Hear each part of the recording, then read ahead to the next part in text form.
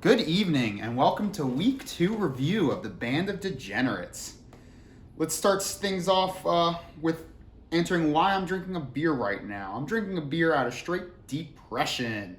The Jets got absolutely mollywopped by the Patriots this week. It wasn't even fun to watch. I cried. And on top of that, we'll go into me getting mollywopped by Mason in fantasy football. So it's just middle of a big bukkake right there. Not having a good time here, guys. Not having a good time. So, with that, I guess we'll start going through the scores.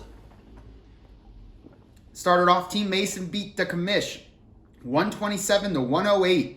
That brings Team Mason to 1-1 and the Commish to 0-2. Not a good start. This is the person who came in last place last year, so an ominous start to say the least. Next up, we had one of the game of the weeks. It was Team Football Team versus Team Hop, and Team Football Team came out with a whopping 148-102. That brings Team Football Team to 2-0 and Team Hop to 1-1. That was a big power play week for this team. Our next game was the other game of the week, and it was Team Big and Strong versus Team Show Me Your TDs. And this was another big week for Team Big and Strong, who came out and beat Chase and Lexi 154-132. It looks like Chase was letting Lexi pick the players this week. Next up, we have Team Gambling Girl surprisingly beating Graham the Slam Cough. This was a huge upset for the boys. Graham, the current champion, finally getting his first loss off the back of Aaron Jones for Anissa. Huge win, brings Anissa to 1-1 and Graham to 1-1.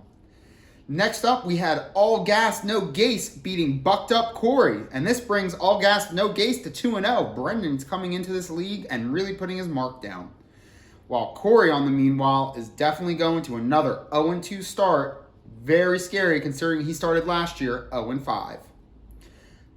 And then our final game of the week, we had All Barkley No Bite, who was the formerly team of How I Met Kath Your Mother, a.k.a. Colin, beating 8 a.m. at 8 a.m., 123-89. Mikey, 89 points? Like, just be better. Disappointing. So, that brings us now to the standings in these two divisions. In the East Division, we have Sully and Joel coming in at 2-0, while Mason and Hop are coming in at third at 1-1. While John, Chase, and Lexi are all tied for 5th at 0-2. In the West, Brendan is the clear favorite at 2-0, while Graham, Colin, Anissa, and Mikey are all 1-1. And bringing up the rear is Corey Buck at 0-2. Corey's big rear guy, big ass man. All right, this brings us to now Week 3 coming up hot, starting tonight, Thursday Night Football. We have the Commish versus Show Me Your TDs. Both are 0-2, so this is a real big game for them. Someone's getting a win this week. Hopefully it's the Commish, but I play no favorites. Then we have our game of the week. It's Team Football Team versus Team Big and Strong, as these two 2-0 teams go at each other. My money's on Team Big and Strong. No offense, Team Football Team, but they're big and they're strong. Next up, we have two 1-1 matchups coming up. We have Team Mason versus Team Hop, and we have Team 8 a.m. at 8 a.m. versus Team Graham the Slam Cough. All these guys need wins to get back on track in this race for first place. So, big week for all of them. Then we have Team Gambling Girl versus Team Bucked Up Corey. Corey's still looking for his first win of the season. Is it going to come against Anissa? Potentially. Unless Aaron Jones has something to say about that. And then finally, Call Us West Virginia, because we have two cousins going at it. All Barkley No Bite versus All Gas No Gase. Two New York teams, two cousins, two good battles. I couldn't think of anything else.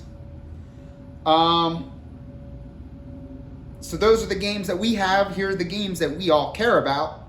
Thursday night is Panthers versus Texans.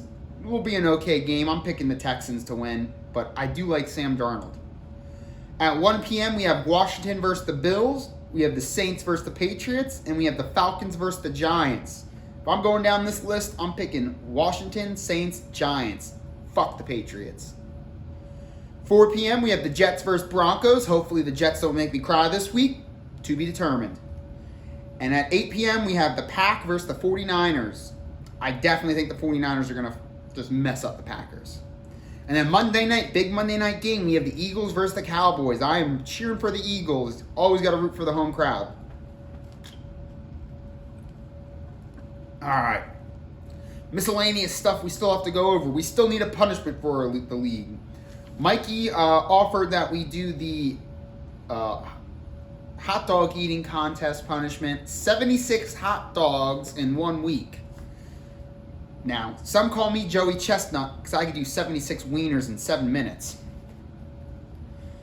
Wow, well, look at that. That's it for the week. Brings us to our last segment then, which is one of our new members of the league actually had the honor of a 30 for 30 being filmed about them. This is Mason Colby, if I'm heard. It's directed by Naj Anapak, and we're going to take a quick peek at that and see how it goes. What if I told you he wasn't the greatest? That a country would fail to protect its greatest natural resource? That sometimes it is a matter of life and death? That no one can outrun the truth? 30 stories, 30 filmmakers, 30 years. ESPN's critically acclaimed 30 for 30, presented by Levi. On this ESPN 30 for 30, we talk about Mason Colby and his terrible addiction with fun. It all started back in 2016 when Mason Colby first went onto campus at Virginia Tech to play athletics. He wanted to be on the lacrosse team, so he started to hang out with all the lacrosse kids that he knew, starting with Graham and then moving on to the rest. And that was when Mason started to go downhill quickly. He took a year off from school and then came back again, spring or summer 2017, I think. And boy, did he have fun. Started off innocently, just hanging out with the boys, drinking, macking on chicks, the huge. But he couldn't get enough of the fun, and it started to get more and more outrageous. He started running around campus naked. He started shotgunning beers up his butt. He did everything and anything he could to get that thrill of the joy. It wasn't until he was in his 6th year of school and he realized, with a man snorting cocaine out of his asshole, that he had gone too far and that his fun was an addiction.